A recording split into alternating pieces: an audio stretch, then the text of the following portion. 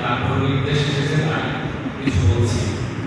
আজকে আমরা তিনজন মহান ব্যক্তিত্বের স্মরণে ইসারের সব মিলাদ মাহফিল এবং আজকে যে আমাদের বিশেষ আয়োজন আমরা একত্রিত হয়েছি এবং সিলসিলার বিভিন্ন প্রান্ত থেকে ব্রাহ্মণবাড়ি, মেট্রোপলি, নারায়ণগঞ্জ, ফেনী, চট্টগ্রাম বিভিন্ন জায়গা থেকে আমরা একত্রিত হয়েছি।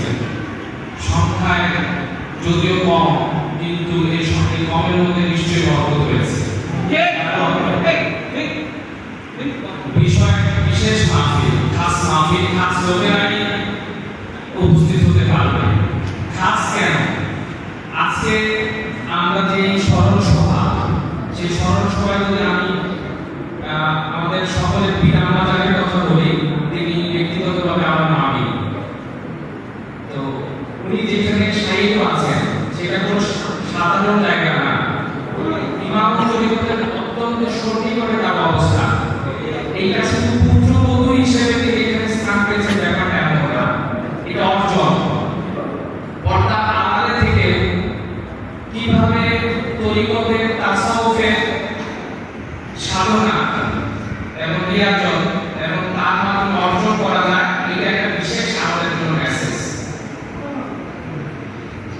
পিয়ামাজান তার যে মেসাল শরীফ আমরা সকলেই জানি, আজমির শরীফে তিনি জিয়ারতে গিয়েছিলেন, জিয়ারত সফরে, এবং সেই সফরে আল্লাহ তাআলা তাকে কবুল করেন। পারিবারিক সূত্রেও চিশতিয়া তরিকার সাথে ওনাদের রেজত ছিল। আপনি হয়তো এই বিষয়গুলো জানেন না, আজকে একটা সুযোগ করে জানা করে পারিবারিকভাবে চিশতিয়া তরিকার সাথে রেজত ছিল।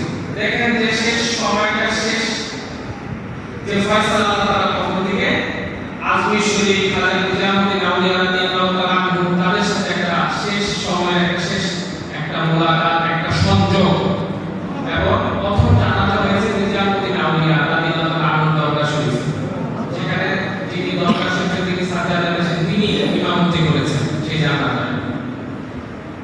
তো আজকে যে স্মরণ সভাতে তিনজনকে নিয়ে ঘটনাক্রমে হোক, আমি অত্যন্ত আনন্দের আছি এই তিনজনের সাথে আমার এমন বিশেষ সম্পর্ক বা সৌহবত আমার হয়েছে, আমার মনে হয় এখানে অন্য কারোর সাথে এতটা হয় না, তিনজনের সাথে।